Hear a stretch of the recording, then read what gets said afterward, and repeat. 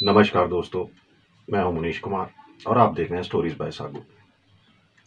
आज मैं आपको एक ऐसी कहानी सुनाने जा रहा हूं जिसमें एक पत्नी ने अपने ही पति की, होने वाले पति की सुपारी दे दी। पुलिस ने 5 लोगों को गिरफ्तार किया, लेकिन मास्टरमाइंड लड़की अभी भी फरार है। पुणे से एक दिलचस्प और अनोखी कहानी सामने आई है जो 2 परिवारों के बीच तय हुए शादी के रिश्ते से जुड़ी है। यह कहानी पिछले साल के अंत से शुरू होती है, जब 2 परिवारों के बीच एक विवाह प्रस्ताव की बातचीत होती है। इस रिश्ते में एक तरफ है 20 साल की मयूरी और संस्कारी परिवार से ताल्लुक रखती है। दूसरी तरफ है 24 वर्षीय सागर, जो खुद भी एक अच्छे और प्रतिष्ठित परिवार से आता है। दोनों के घर वालों को अपने बच्चों के लिए योग्य जीवन साथी की तलाश थी और इस सिलसिले में दोनों परिवार आपस में बातचीत करने लगते हैं। जैसा कि भारतीय परंपराओं में होता है, दोनों परिवारों ने पहले आपस में एक दूसरे के बारे में जानकारी जुटाई। फिर मिलने जुलने का सिलसिला शुरू हुआ। जब दोनों परिवारों को यह महसूस हुआ कि उनके मूल्यों, परंपराओं और सामाजिक स्तर में समानता है, तब उन्होंने रिश्ता आगे बढ़ाने का फैसला किया। इसके बाद सागर और मयूरी को भी आपस में मिलने का मौका दिया गया। दोनों ने एक दूसरे से बातचीत की, एक दूसरे को समझने की कोशिश की और धीरे धीरे एक सहजता, कंफर्टेबल महसूस करने लगे। जब दोनों को यह रिश्ता पसंद आया और परिवारों ने भी सहमति जताई, तब ये शादी तय कर दी गई। जब रिश्ता पक्का हो जाता है तो भारतीय परंपराओं के अनुसार इसे औपचारिक रूप से रोका सेरेमनी के जरिए स्वीकार किया जाता है। ये एक महत्वपूर्ण रस्म होती है जिसमें लड़के और लड़की के परिवार एक दूसरे को स्वीकार करते हैं और इस रिश्ते पर अपनी सहमति की अंतिम मोहर लगाते हैं। रोका का सीधा अर्थ है रोकना, यानी अब ये लड़की और ये लड़का एक दूसरे के लिए निश्चित हो गए, तय हो गए। परिवारों के लिए ये एक आश्वासन होता है कि अब ये रिश्ता आगे किसी अन्य विवाह प्रस्ताव की संभावना से मुक्त हो गया। इस सेरेमनी में दोनों परिवार एक साथ मिलते हैं, शुभकामनाओं का आदान प्रदान करते हैं और कुछ पारंपरिक रस्में निभाई जाती हैं। लड़की के परिवार की ओर से लड़के को और उसके परिवार को उपहार दिए जाते हैं और इसी तरह लड़के का परिवार भी लड़की को आशीर्वाद और उपहार देता है। मिठाइयों और पकवानों का आदान प्रदान होता है और इस मौके को खास बनाने के लिए घर के सदस्य पारंपरिक गीत संगीत में भी भाग लेते हैं। रोके के बाद शादी की तैयारियां शुरू हो जाती हैं और इसके बाद एक और महत्वपूर्ण रस्म निभाई जाती है जो शादी से पहले की रस्म होती है।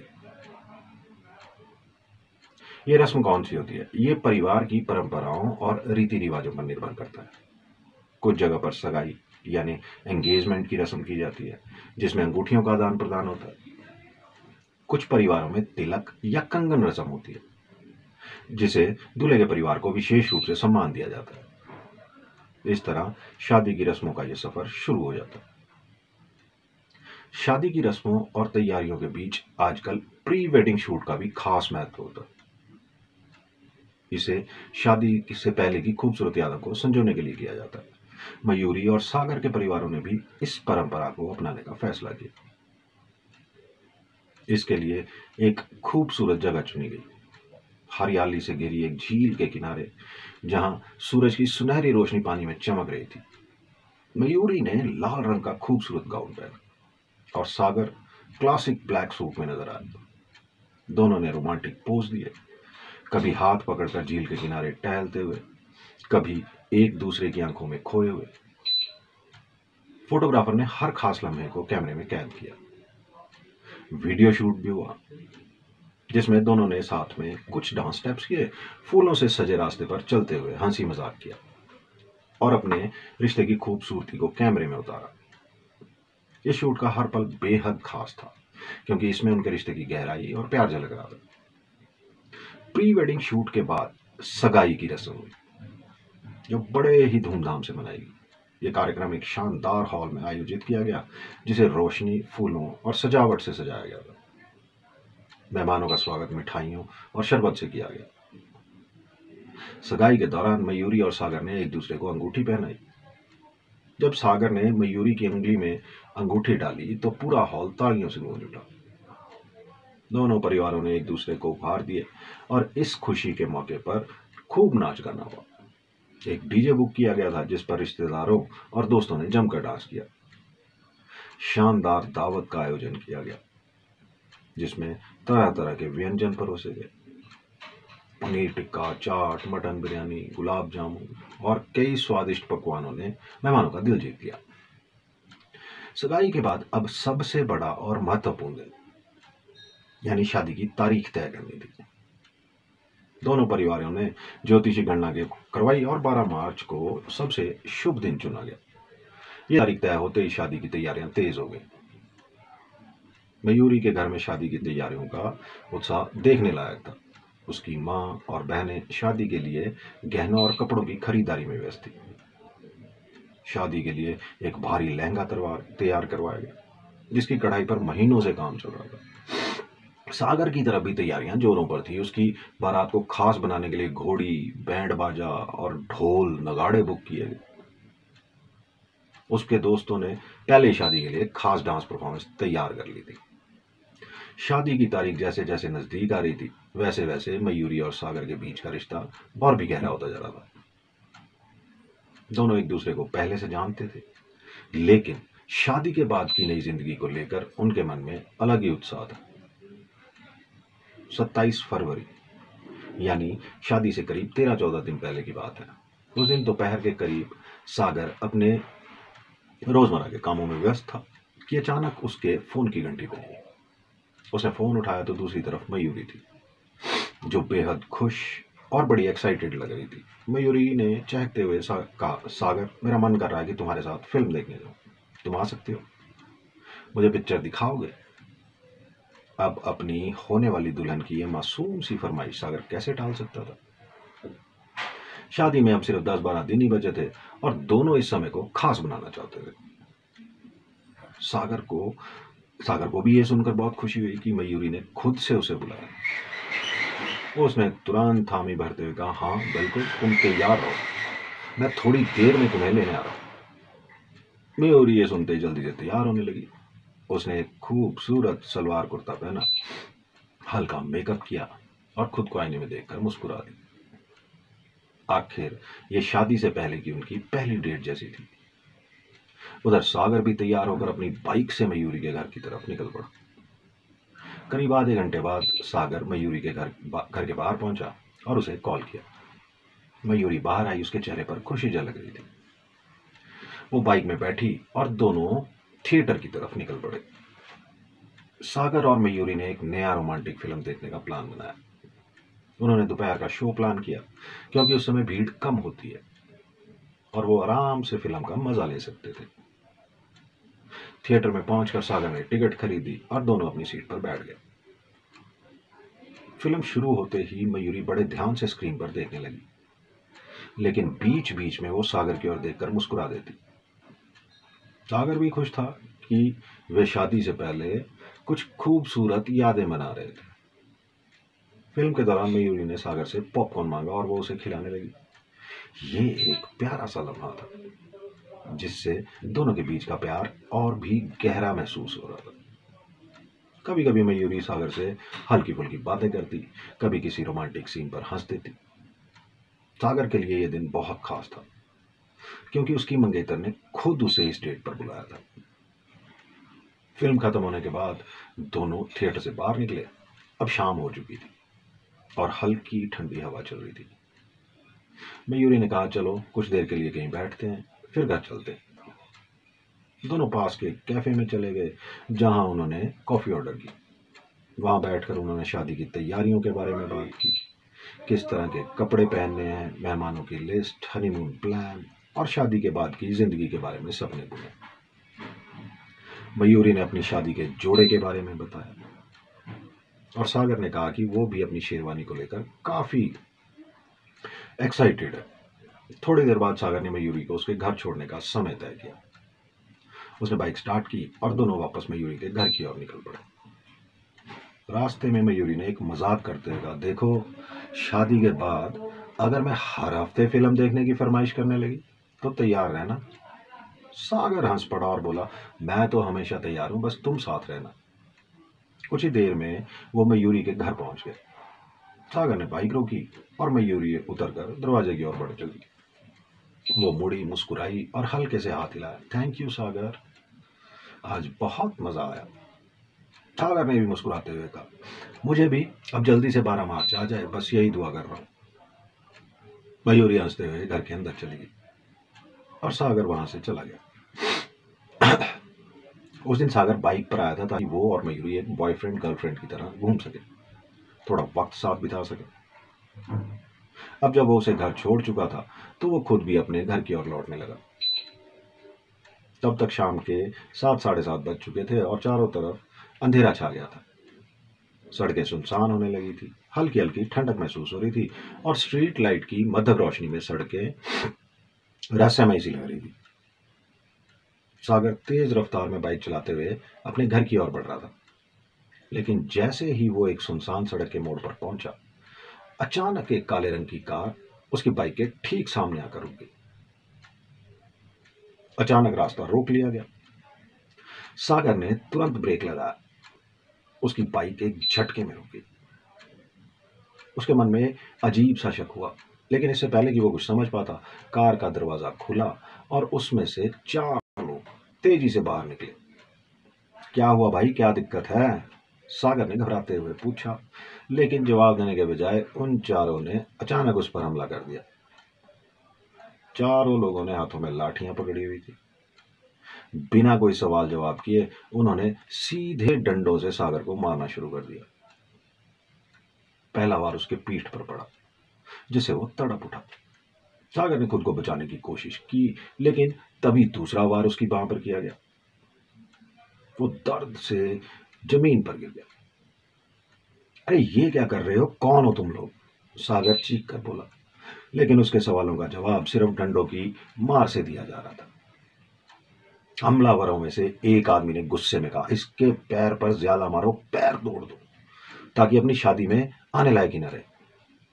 सागर ये सुनकर दंग रह गया। शादी में लायक ही न रहे, इसका क्या मतलब था?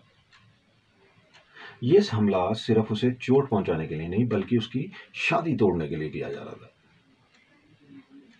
उसके दिमाग में कई सवाल घूम गए। क्या यह सिर्फ एक डकैती थी या कोई साजिश? क्या कोई जानबूझकर उसकी शादी रोकना चाहता था? लेकिन दर्द के कारण वो ज्यादा सोच नहीं सका।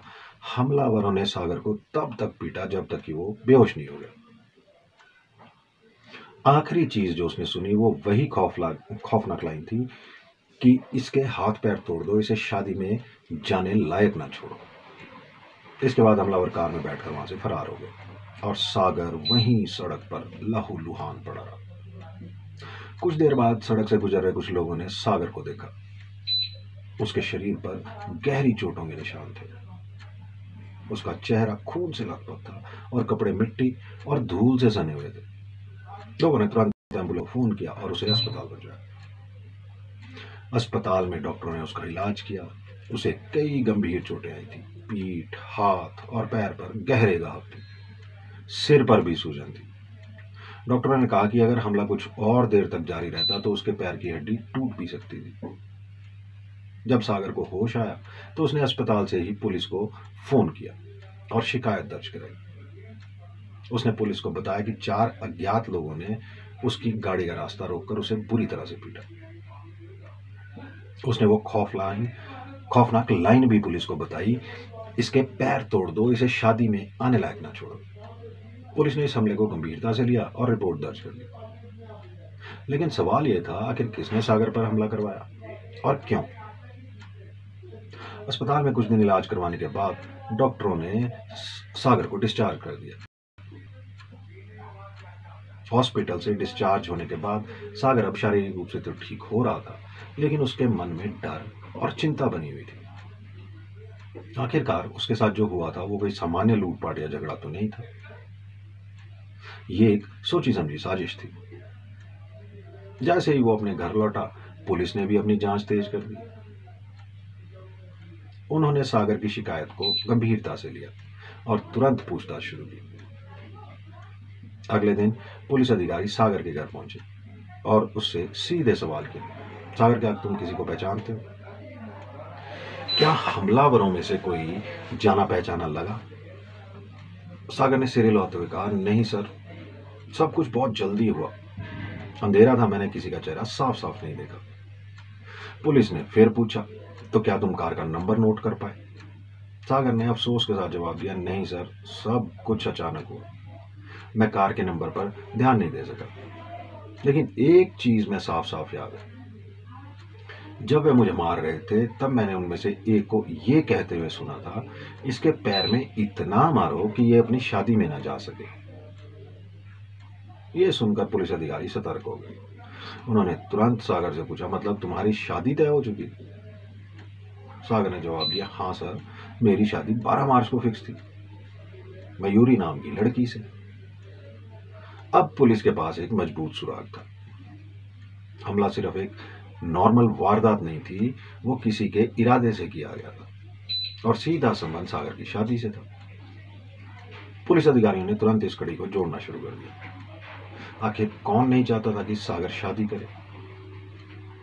क्या मयूरी के परिवार में कोई रिश्ता मंजूर नहीं था, या फिर सागर के अपने किसी जानने वाले ने हमला करवाया? क्या यह किसी पुराने दुश्मन की साजिश थी? ये एक सीधा मामला नहीं था, ये एक रहस्य था जिसका जवाब अभी तक किसी के पास नहीं था। पुलिस ने जांच तेज कर दी, लेकिन सवाल अब भी वही था, आखिर कौन नहीं चाहता था कि सागर शादी करे? पुलिस को पहली नजर में ऐसा लगा कि यह मामला किसी अफेयर या फिर किसी अन्य निजी रंजिश से जुड़ा हो सकता है। हालांकि बिना पुख्ता सबूत के किसी नतीजे पर पहुंचना जल्दबाजी होती, इसलिए पुलिस ने पूरी गंभीरता और सतर्कता के साथ इस केस की जांच शुरू की। सबसे पहले पुलिस ने घटनास्थल का बारीकी से निरीक्षण किया। उन्होंने आसपास के इलाकों को खंगालना शुरू किया ताकि कोई सुराग मिल सके। मुख्य चिंता यह थी कि क्या उस स्थान पर कोई सीसीटीवी कैमरा लगा हुआ था जो घटना के समय की फुटेज उपलब्ध करा सके। पुलिस को यह पता चला कि जिस जगह पर यह घटना घटी वहां कोई कैमरा मौजूद नहीं था, लेकिन कुछ दूरी पर लगे कैमरों में रिकॉर्डिंग होने की संभावना थी। पुलिस को एक सड़क पर लगे सीसीटीवी कैमरे और एक रेस्टोरेंट के बाहर लगे कैमरे का पता चला। उन्होंने तुरंत इन कैमरों की फुटेज खंगालनी शुरू की। जब फुटेज की जांच की गई तो एक कैमरे में सागर की बाइक को उस दिशा में जाते हुए देखा गया जहां घटना हुई थी। पुलिस को यह भी दिखा कि सागर की बाइक के ठीक पीछे कई गाड़ियां चल रही थी। अब पुलिस ने उन गाड़ियों के नंबरों की जांच शुरू की। सभी वाहनों के रजिस्ट्रेशन नंबर नोट कर लिए गए और फिर आरटीओ रोड ट्रांसपोर्ट ऑफिस से उन गाड़ियों के मालिकों की जानकारी निकाली गई। पुलिस ने एक एक करके सभी गाड़ियों के मालिकों से पूछताछ की, लेकिन उनमें से ज्यादातर लोग निर्दोष पाए गए। जांच के दौरान पुलिस को एक ऐसे वाहन का नंबर मिला जो घटनास्थल के समय और स्थान के सबसे करीब पाया गया। ये वही कार थी जो सागर की बाइक के पीछे ठीक उस समय गुजर रही थी। पुलिस को यह महत्वपूर्ण सुराग मिला और उन्होंने उस वक्त उस कार के मालिक का पता लगाने की प्रक्रिया शुरू कर दी। जैसे जैसे जांच आगे बढ़ी, पुलिस उस वाहन के मालिक तक पहुंच ही गई और अब वो उससे पूछताछ करने के लिए तैयार थे। पुलिस अब पूरी तरह से उस संदिग्ध कार पर फोकस कर चुकी थी। उन्हें यकीन था कि इस गाड़ी का किसी न किसी तरह से इस हमले से संबंध है, लेकिन सिर्फ एक सीसीटीवी फुटेज के आधार पर कोई ठोस नतीजा निकालना मुश्किल था। इसलिए पुलिस ने फैसला किया कि वो इलाके की और भी सड़कों पर लगे सीसीटीवी कैमरों की फुटेज खंगालेगी। जैसे ही पुलिस ने अन्य कैमरों की जांच शुरू की, उन्हें एक बेहद अहम सुराग मिला। एक कैमरे में साफ दिखा कि 4 युवक एक कार में बैठ रहे थे। इस फुटेज में उन चारों के चेहरे बिल्कुल स्पष्ट थे। पुलिस ने तुरंत इस फुटेज को अलग कर लिया और इन चेहरों को संदिग्ध मानकर आगे की जांच शुरू कर दी। अब पुलिस के पास एक बड़ी उपलब्धि थी, 4 संदिग्धों के चेहरे। आगे की कार्रवाई के लिए पुलिस ने सागर से संपर्क किया। वो सागर के पास पहुंचे और उससे कहा, हम पकड़ते, लेकिन ये 4 लोग उस कार में थे जिससे तुम पर हमला हुआ। क्या तुम इनमें से किसी को पहचानते हो? सागर ने जैसे ही तस्वीर देखी, वो एक चेहरा देखकर चौंक गया। उसकी आंखों में हैरानी और थोड़ी नाराजगी झलक रही थी। उसने तुरंत कहा, हाँ, इस लड़के को मैं पहचानता हूँ। पुलिस ने तुरंत पूछा, कौन है ये? सागर ने गहरी सांस ली और कहा, ये मेरी होने वाली पत्नी मयूरी का कजन है। ये उसके चाचा का बेटा है। ये सुनते ही पुलिस हैरान रह गई। अब तक वो ये मान रहे थे कि हमला किसी बाहरी शख्स ने किया होगा, लेकिन यहां तो हमलावर का सीधा सागर की मंगेतर के परिवार से था। सागर की शादी 12 मार्च को तय थी, लेकिन उस पर हुए हमले ने इस शादी पर एक बड़ा सवाल खड़ा कर दिया। पुलिस को हमलावरों की दी हुई वो धमकी भी याद आई, इतना मारो कि अपनी ही शादी में न जा पाए। और जाते जाते उन्होंने ये भी कहा था, तू शादी ब्याह को भूल जा। जैसे जैसे सागर को होश आया, उसने हमले की पूरी कहानी पुलिस को बतानी शुरू की। उसकी बातों में कई नई जानकारियां थी, जिससे पुलिस को यकीन हो गया कि यह मामला नॉर्मल नहीं था, इसमें कोई गहरी साजिश है। अब पुलिस ने तुरंत मयूरी के कजन को हिरासत में लिया, जो संदिग्धों में से एक था। हिरासत में लेने के बाद पुलिस ने उससे सख्ती से पूछताछ की। शुरुआती टाल मटोल के बाद जब पुलिस ने उसकी कड़ी मेहमान नवाजी दी की, तो आखिरकार उसने सच उगलना शुरू कर दिया। उसने बाकी 3 लड़कों के नाम बताए। पुलिस को पता चला कि ये तीनों पहले से ही क्रिमिनल प्रवृत्ति के थे, यानी पेशेवर गुंडे। अब पुलिस ने उन तीनों को भी गिरफ्तार किया और पूछताछ शुरू की। सवाल साफ था, तुम लोगों ने सागर को क्यों मारा? सबसे पहले मयूरी के कजन से पूछा गया, तुम्हारी तो बहन की शादी होनी थी, फिर तुम ही इसमें क्यों शामिल हो गए? लेकिन जब असली कहानी सामने आई तो खुद पुलिस भी चौंक गई। उन लड़कों ने कहा, साहब, हमने सागर को मारने का प्लान खुद नहीं बनाया था, हमें इसके लिए पैसे दिए गए थे, 1.25 लाख रुपए। पुलिस ने हैरानी से पूछा, किसने दिए पैसे? उन बदमाशों ने जो नाम लिया, उसने सबको चौंका दिया। उन्होंने कहा, हमें ये पैसे मयूरी ने दिए थे। अब तक पुलिस को लग रहा था कि हमला किसी बाहरी व्यक्ति ने करवाया होगा, लेकिन ये सुनते ही पूरा मामला उलट गया। मयूरी, जो सागर की मंगेतर थी, वही इस साजिश की मास्टरमाइंड निकली। बदमाशों ने आगे बताया, मयूरी ने हमें कहा था कि सागर को मार डालो। ये एक तरह की सुपारी थी। उसने हमें पैसे दिए थे कि हम इसका मर्डर कर दें, लेकिन हमने सोचा कि अगर इसे बुरी तरह पीट दिया जाए तो ये डर जाएगा और खुद ही इस शादी से पीछे हट जाएगा। इसलिए हमने इसे जमकर मारा और धमकी दी कि अगर ये शादी से पीछे नहीं हटा तो अगली बार इसे सच में मार डालेंगे। यह सुनकर पुलिस सख्ते में आ गई। अब ये कोई आम झगड़ा नहीं रह गया था, यह तो एक सोची समझी साजिश थी, जिसमें दुल्हन खुद अपने होने वाले दूल्हे की जान लेने पर उतार गई। जब पुलिस को यह पता चला कि इस हमले की साजिश खुद मयूरी ने रची थी, तो उन्होंने मामले की गहराई से जांच करने का फैसला किया। सबसे पहले पुलिस मयूरी के घर पहुंची, लेकिन वहां वो नहीं मिली। अब पुलिस उसकी तलाश में जुट गई। इसी दौरान पुलिस ने मयूरी के कजन को गिरफ्तार किया, लेकिन जांच आगे बढ़ने पर एक और चौंकाने वाला खुलासा हुआ। पुलिस को पता चला कि मयूरी का एक खास दोस्त भी इस साजिश में शामिल था। जब पुलिस ने उस दोस्त को हिरासत में लेकर पूछताछ की, तो उसने एक और कहानी सुनाई, जिससे मामला और भी पेचीदा हो गया। उस दोस्त ने बताया कि जब मयूरी के घर वालों ने सागर के साथ उसका रिश्ता तय किया था, तब अब कुछ ठीक लग रहा था। सगाई हो चुकी थी, रोका, प्री वेडिंग शूट भी हो चुका था, शादी की तैयारियां जोरों पर थी। लेकिन इसी दौरान मयूरी के इस दोस्त ने उसकी जिंदगी में दखल देना शुरू कर दिया। मयूरी ने अपने इस दोस्त से कहा, मैं सागर से शादी नहीं करना चाहती, बल्कि तुमसे शादी करना चाहती हूं। लेकिन उस दोस्त ने पूछा, तुम्हारी तो शादी पक्की हो चुकी है, फिर अब क्या किया जाए? मयूरी ने उसे बताया कि वो सागर को पसंद नहीं करती। उसने एक बार सागर से कहा भी था, तुम खुद ही मुझे रिजेक्ट कर दो, मैं अपने घर वालों को समझा दूं कि मैं तुमसे शादी नहीं करना चाहती। लेकिन सागर ने ऐसा करने से साफ मना कर दिया।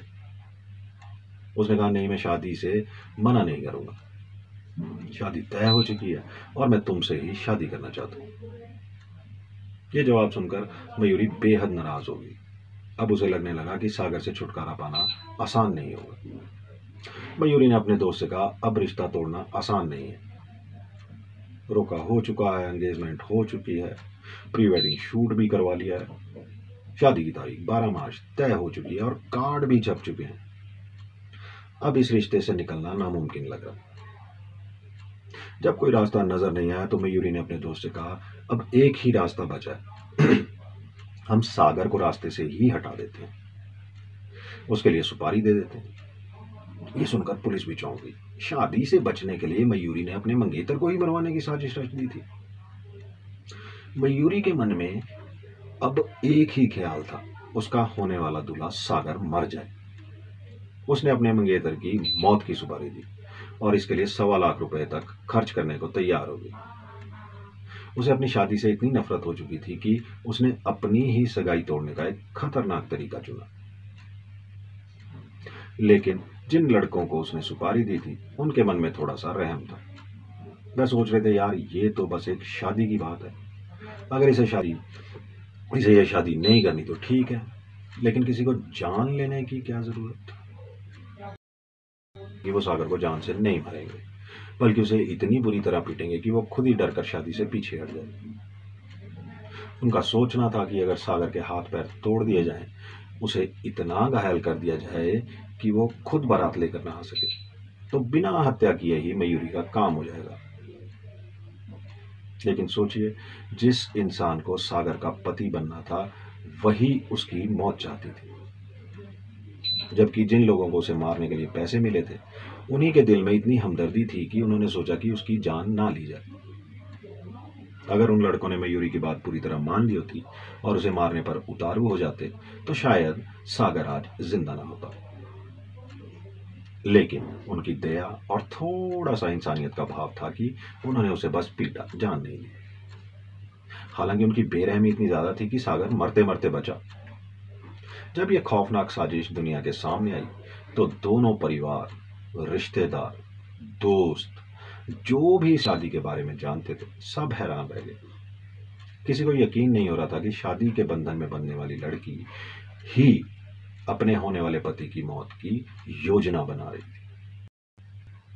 लेकिन सबसे बड़ी बात यह थी कि इस पूरी साजिश की मास्टरमाइंड, असली विलेन मयूरी गायब हो चुकी थी।